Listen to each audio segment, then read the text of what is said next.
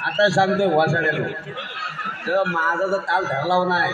आग लागली तुमच्या तोंडावरती थांबून ठेवतोय नीट नाचा काय रे तुझ्या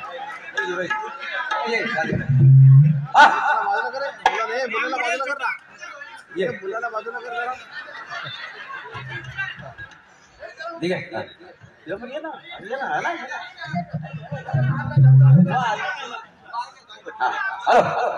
अग शालू